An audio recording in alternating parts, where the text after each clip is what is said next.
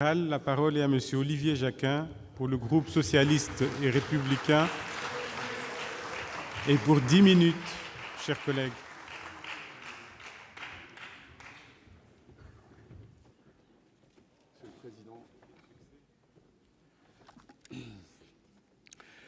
Monsieur le Président, Madame la Ministre, Monsieur le rapporteur, chers collègues, on nous annonçait une révolution ferroviaire. Nous avons pour l'instant un beau désordre dans le pays, avec une grève historique qui pénalise tout le monde, cheminots en premier lieu, usagers, qu'ils soient voyageurs ou qu'ils aient besoin dans leur activité économique du fret ferroviaire. Profitons de ce débat pour apporter les solutions permettant de sortir de ce conflit par le haut. C'est possible.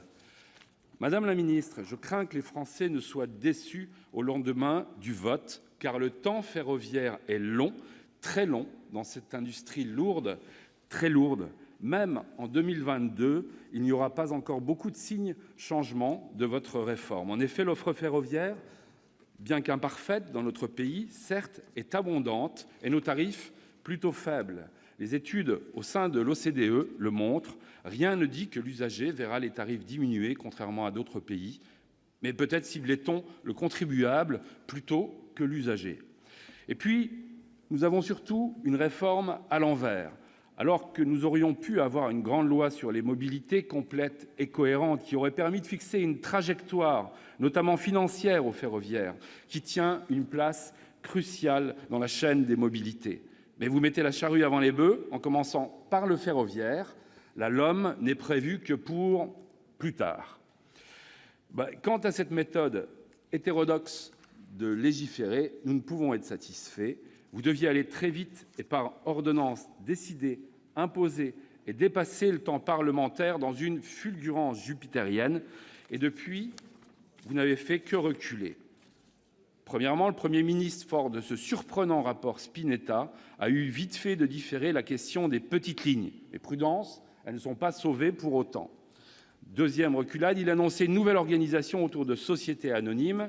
Et dès lors que la presse a révélé une réunion secrète avec la SNCF, ouvrant une brèche pour une possible privatisation, vous avez amendé le texte et proposé l'incessibilité, alors même que vous refusiez cet amendement à l'Assemblée nationale. Prudence encore. Troisième point, vous annoncez dorénavant une règle d'or, mais ne faites en réalité qu'améliorer celle créée avec raison en 2014 par Frédéric Cuvillier. Tant mieux. Quatrième point, quant à vos ordonnances, nous avions 8 articles en arrivant à l'Assemblée. Nous voilà au Sénat avec 24, donnant l'impression de légiférer au doigt mouillé, sans étude d'impact ni avis du Conseil d'État. S'il y a des marges de concertation, c'est sans aucun doute grâce à la pression démocratique. Et dernier point, surtout la brutalité des mots du Président de la République et du Premier ministre à l'encontre des cheminots.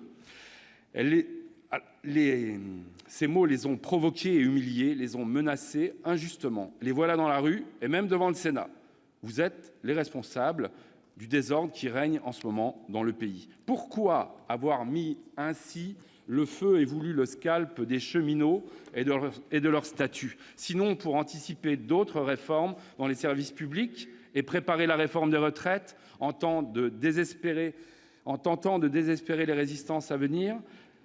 L'ouverture à la concurrence avec la réforme de 2014 et le vote du 4e paquet ferroviaire était sur de bons rails. La PPL Moret-Nègre l'a montré, nous n'avions plus besoin que de 3 éléments, les dates et modes d'ouverture à la concurrence et les conditions de transfert du personnel. Alors profitons de ce débat au Sénat pour sortir de ce conflit au plus vite en respectant les cheminots et les usagers et les Français. Il vous suffit pour cela, nous avons une proposition, chers collègues, d'adopter notre amendement qui propose de conditionner le recrutement au statut à la signature de la convention collective ferroviaire nationale, dont la moitié des chapitres étaient signés avant le début de cette réforme. Sachez, et je vais peut-être en surprendre certains, que dans les 5 ans, sur les 130 000 salariés de SNCF, il n'y aura que quelques centaines d'agents de SNCF concernés par des transferts. Dans tous les cas, moins de 1000, probablement quelques centaines, et donc seulement quelques dizaines qui refuseront un transfert vers un nouvel opérateur. Or, ces transferts sont la raison de l'acharnement à brutaliser aussi rapidement le statut et les cheminots et de les faire sortir ainsi dans la rue. Le temps ferroviaire est long. Regardez, en Allemagne, l'ouverture à la concurrence a eu lieu en 1994. Aujourd'hui, la Deutsche Bahn conserve la quasi-intégralité des grandes lignes et 24 ans après, elle conserve encore les 3/4 du marché régional. Donc nous pouvons lever la contrainte sur ce débat. Donc soyons raisonnables, adoptons cet amendement et laissons la négociation avancer. C'est du bon sens. Deuxième point. Avec la même énergie que vous employez sur ce statut, vous voulez mieux unifier encore le groupe ferroviaire, c'est bien, et cela prolonge la réforme de 2014, qui avait notamment permis de mettre fin à cette partition stérile, on s'en rappelle, entre RFF et SNCF. Vous souhaitez transformer la SNCF en société anonyme, mais pour cela, il faut désendetter et transférer la dette à l'État, c'est la règle. Est-ce que les socialistes n'ont pas fait dans leur mandat ? Vous ai-je déjà entendu dire, les uns ou les autres. Pourtant, bien des recherches de solutions avaient été imaginées. Mais pourquoi n'avons-nous pas pu reprendre cette dette alors ? Tout simplement parce qu'il n'était pas possible de le faire. La France avait un déficit public de 5,2% en début 2012, suivi d'un déclassement par les agences de notation. Tout le monde s'en rappelle. Il fallait rétablir les comptes publics, et nous l'avons fait. Et aujourd'hui, sur la base du budget 2017, pour la première fois depuis 10 ans, la France est sortie de la procédure européenne de déficit excessif, ce qui rend possible ce désendettement.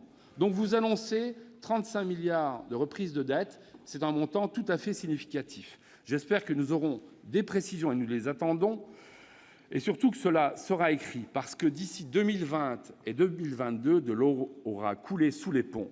Et qui nous dit alors que vous ne diminuerez pas d'autres contributions de l'État, et il y en a beaucoup des liens financiers entre État et SNCF, pour combler celle-ci. Donc il conviendrait d'écrire un protocole d'accord et définir une nouvelle trajectoire financière sur le long terme, ainsi qu'un nouveau contrat de performance.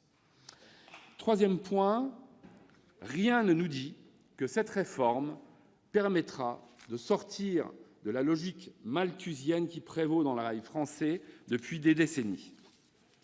On coupe des petites lignes, on réduit des vitesses de circulation, on supprime certains services, et ainsi on limite l'offre.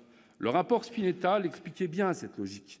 Une dette et des pertes d'un côté qu'on suggère de compenser par une suppression du réseau, puisque 30% de celui-ci ne supporte que 2% des voyageurs. À Bercy, dans ce cas, on coupe, Spinetta le proposait aussi. C'est cela la logique malthusienne. Dans un tel cas, on limite l'effet réseau du rail. Quand vous réduisez le service à l'extrémité d'une ligne, parce qu'il est moins fréquenté, eh bien, vous n'incitez plus au train sur le début du parcours parce que vous provoquez une rupture de charge. Et on rentre alors dans une spirale négative infernale.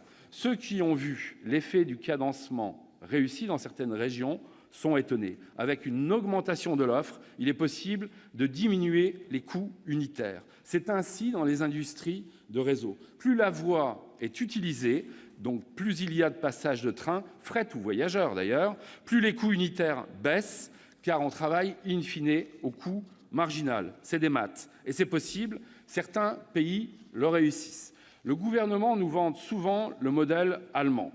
Mais lorsqu'on l'observe bien, et je m'y suis rendu, je ne suis pas sûr qu'il vaille les éloges que l'on nous décrit, je crois.